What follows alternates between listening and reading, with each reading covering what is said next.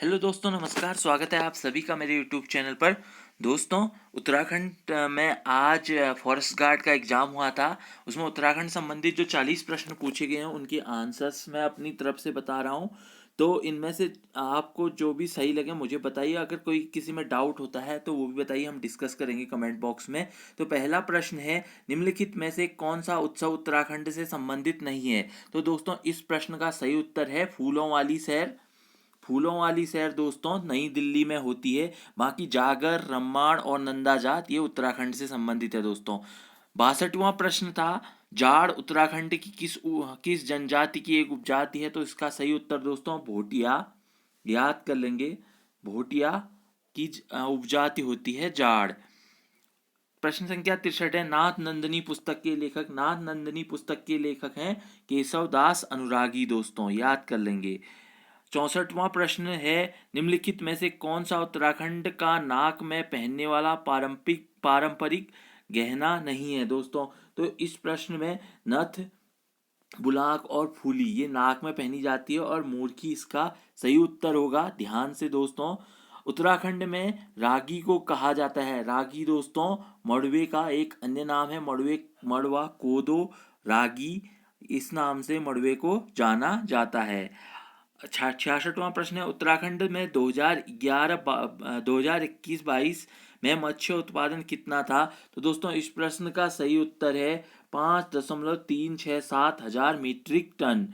67वां प्रश्न है, उत्तराखंड में हस्तशिल्प उत्पादों को भारत के दूसरे राज्यों में किस ब्रांड नाम से बेचा जाता है? तो हिमाद्री ब्रांड नाम से उत्तराखंड में हस्तशिल्प उत्पादों को बेचा जाता है। इस प्रश्न का सही उत्तर है।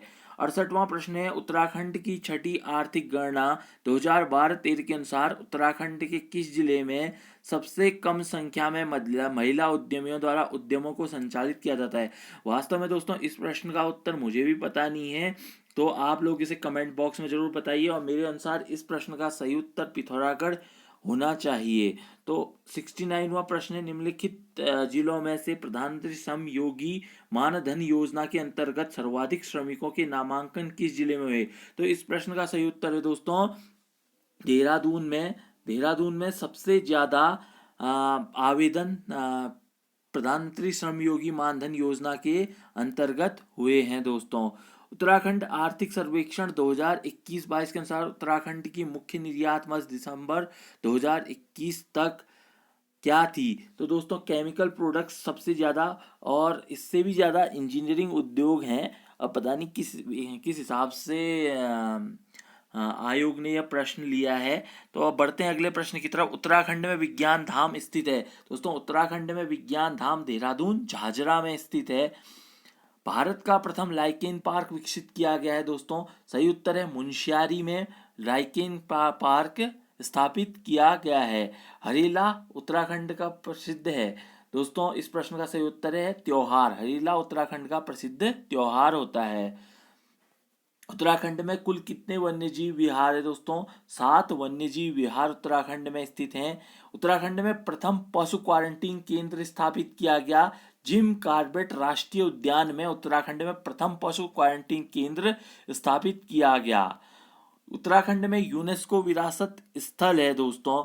उत्तराखंड में जो है Nanda Devi biosphere reserve UNESCO विरासत स्थल है दोस्तों। उत्तराखंड की किन 2 महिला सरपंचों को राष्ट्रपति के द्वारा स्वच्छ सुजल शक्ति सम्मान 2023 प्रदान किया गया? इस 77वें प्रश्न का सही उत्तर है दोस्तों कविता देवी और निकिता चौहान। याद कर लेंगे। उत्तराखंड के किस खिलाड़ी ने 22वें कॉमनवेल्थ खेलों में स्वर्ण पदक जीता? तो इस प्रश्न का सही उत्तर आपको पता है, लक्ष्य सेन है। बैडमिंटन अल्मोड़ा से संबंधित यह खिलाड़ी है। निम्नलिखित में से कौन सा नाम उत्तराखंड गौरव सम्मान 2022 की सूची में नहीं था? तो याद कर लेंगे दोस्तों, नरेंद्र सिंह नेगी को 2021 में मिला था। इस प्रश्न का सही उत्तर है उत्तराखंड गौरव सम्मान 2022 की सूची में नहीं था पूछ रहा है, तो नरेंद्र सिंह नेगी इस प्रश्न का सही उत्तर होगा। 2023 में केंद्र सरकार ने उत्तराखंड के एक 500 वर्ष पुराने नौले को संरक्षित घोषित किया है। यह स्थित है शून्यराकोट दोस्तों। शून्यराकोट में स्थित है यह 500 वर्ष पुराना नौला। अगला प्रश्न है 81वां प्रश्न, निम्नांकित में से किसे उत्तराखंड शासन द्वारा उत्तराखंड राज्य विज्ञान और तकनीकी परिषद यूकोस्ट का महानिदेशक नियुक्त किया गया। दोस्तों याद कर लेंगे, दुर्गेश पंत जी इस प्रश्न का सही उत्तर है। 82वां प्रश्न है, अक्टूबर 2022 में नेहरू पर्वतारोहण संस्थान के प्रशिक्षकों की हिमस्खलन के कारण किस चोटी पर मृत्यु हो गई। दोस्तों द्रौपदी का डांडा 2 की चढ़ाई के समय नेहरू पर्वतारोहण की प्रशिक्षु जिनमें से सविता कंसोवाल भी उत्तरकाशी की थी, तो द्रौपदी का डांडा नामक 2 में उनके साथ दुर्घटना हुई और 22 सदस्य इसमें मारे गए थे। दोस्तों 83वां प्रश्न है, स्वच्छ भारत मिशन के तहत उत्तराखंड खुले में शौच मुक्त होने वाला राज्य बना। तो चौथा राज्य उत्तराखंड खुले में शौच मुक्त होने वाला राज्य बना है।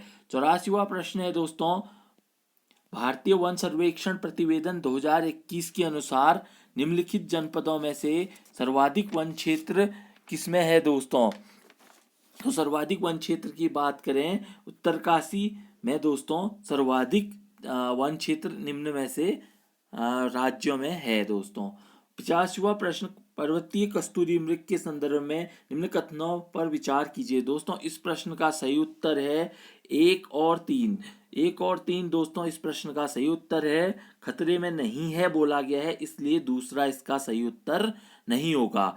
तो एकाकी प्राणी बंधनावस्था में दिखना मुश्किल, दोस्तों बहुत यह लगभग जोड़ों में ही दिखाई देता है। उत्तराखंड में यह प्रजाति अवैध शिकार के कारण खतरे में है, इसी कारण इसे IUCN की रेड डाटा सूची में भी शामिल किया गया है।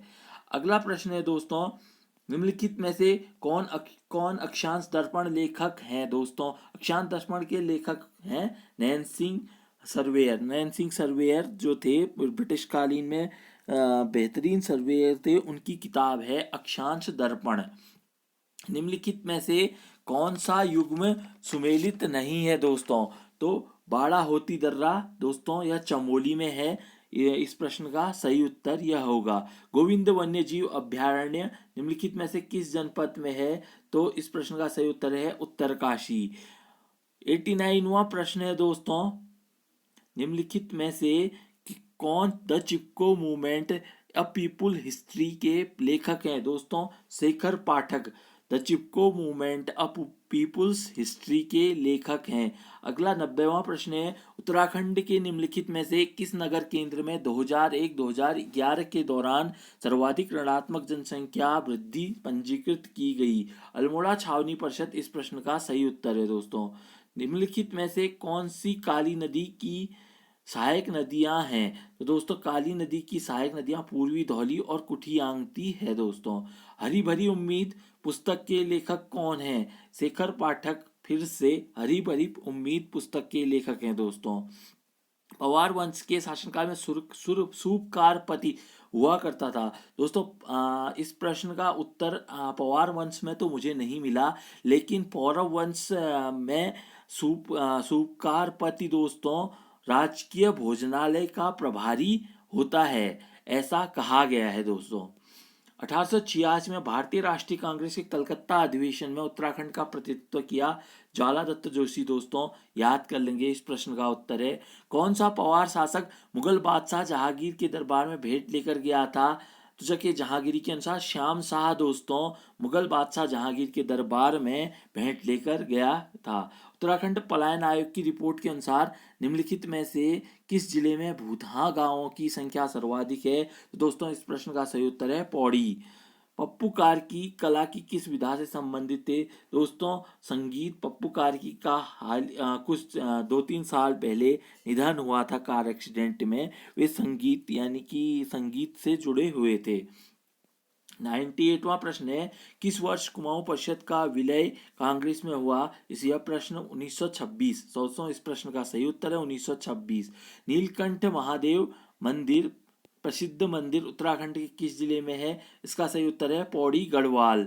100वां प्रश्न है, निम्नलिखित में से कौन सा युग्म सुमेलित नहीं है। दोस्तों कर्मी भूस्खलन यह सुमेलित नहीं है। गोना भूस्खलन 1893 में हुआ, नैनीताल 1880 में हुआ, तवाघाट भूस्खलन जो कि मालपा भूस्खलन के नाम से भी जाना था 1998 में हुआ। ये 40 प्रश्न थे 40 प्रश्न है दोस्तों।